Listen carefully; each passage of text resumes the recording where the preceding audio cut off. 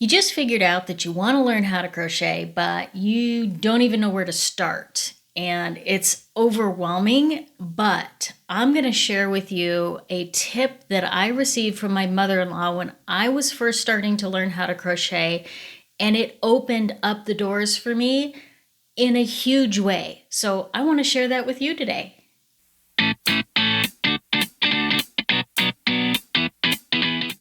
So let's take you back just a little bit. And I'm going to tell you a story of when I first started learning how to crochet. I'd been thinking about this whole thing for a very long time, probably a couple of years, and I'm like, maybe I should try it.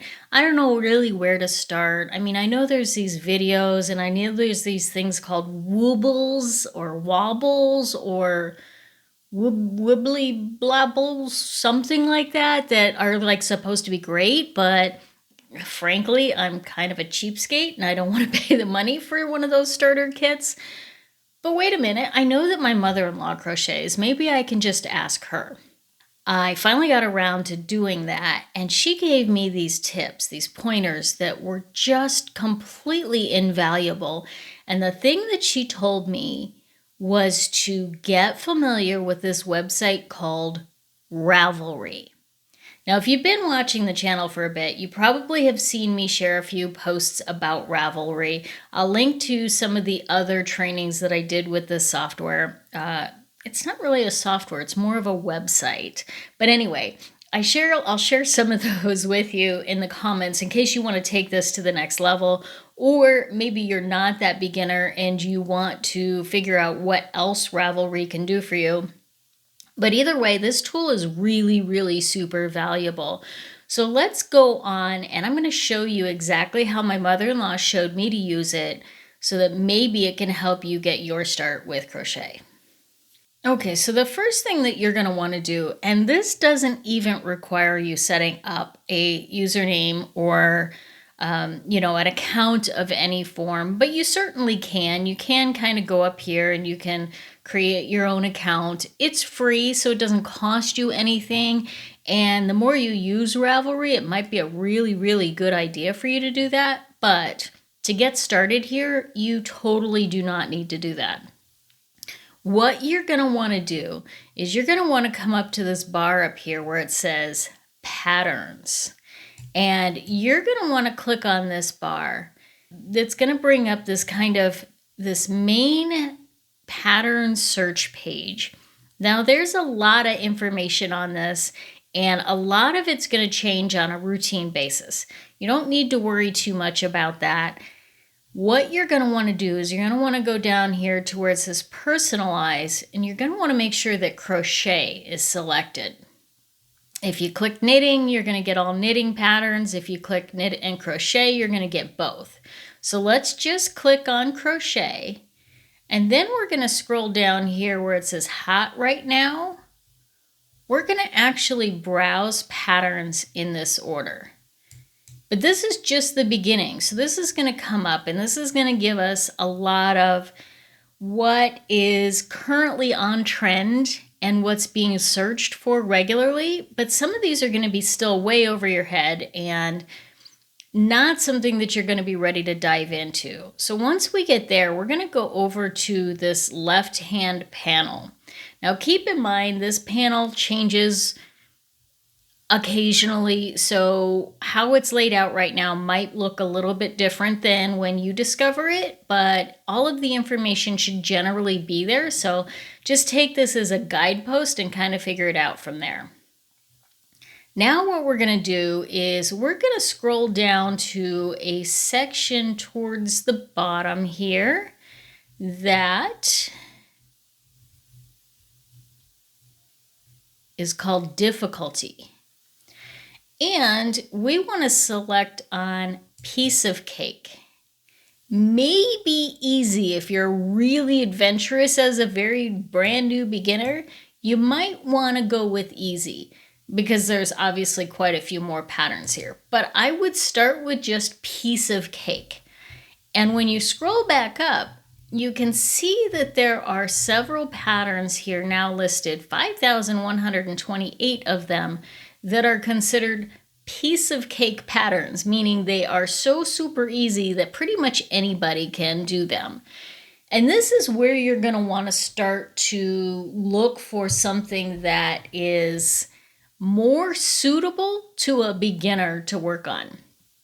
Now, if you were me, when I first got started, I did things like washcloths because I wanted to get my stitch consistency underway.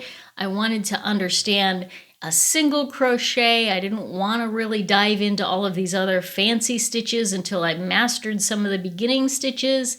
And that's really where I got started, was those bare bones basics. But then when I was like, okay, I've done more washcloths than I care to think about, and I think I've got the concepts down here. I want to try something that's a little bit more creative. That's when I kind of came in here and I started really looking at these piece of cake patterns. So I think, from there I might have done a hat or something that was really simple that could build my confidence and get me going in the right direction. I knew that I was going to be able to follow that pattern and go from there. Now, the other thing that could be really helpful for you is if maybe you already have your type of yarn and you went out to Walmart or Michael's or Hobby Lobby or one of these places and you purchased some classic traditional worsted weight yarn. You're going to want to start with finding a pattern that works for that. So you can actually come over to this Ravelry sidebar and find the one that's called weight and select the weight of the yarn that you have. Now I'm going to be doing a tutorial some point in time that talks about different weights and how it relates to numbers and all of that kind of stuff, because it can be really super confusing for beginners. But for the most part, if you're looking at a number 4 or a worsted, those are kind of those beginning weight yarns that it's the same thing. Number 4 and worsted are the same thing. That most of the time you can really find a lot of patterns that are going to help you to get started, whether it's a scarf or a hat or something a little bit more creative. That's going to get you going down the right direction. Don't go out and try and use a lace yarn from the very beginning, because trust me, lace yarns are not easy to use. And the projects that you make with lace yarns oftentimes are very, very time consuming, whereas something with a worsted weight yarn probably works up quite a bit quicker. Depends on the project, obviously, but it's going to get you there. Now, there's one other thing that is really helpful here, and that is going to be located in the availability section, and that's to mark free.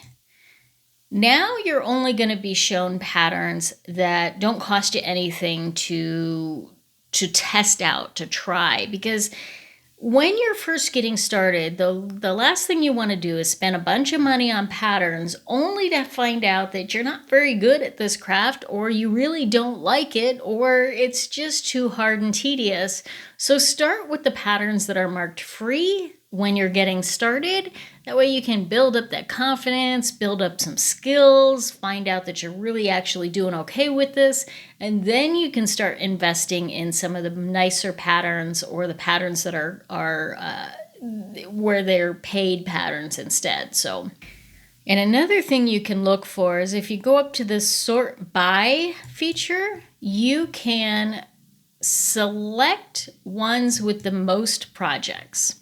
Now, there's a reason that I'm telling you to look for ones with most projects, and that's because there are a lot of free patterns out there, and not all of them are created equal. So if you're searching for patterns that have been created by a lot of different people, then it's much more likely that those patterns have been tested and vetted, and you know that they're actually good patterns, instead of something that somebody put out and it's going to be really hard to follow.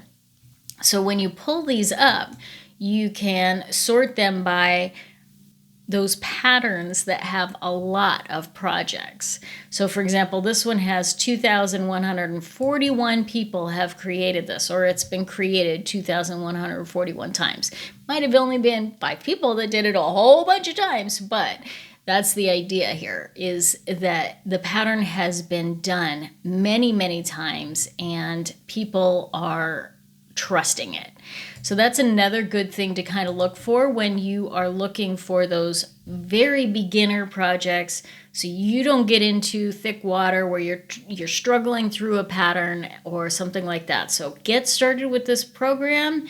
Get started on the easy level. Find those basics. Make them your friends.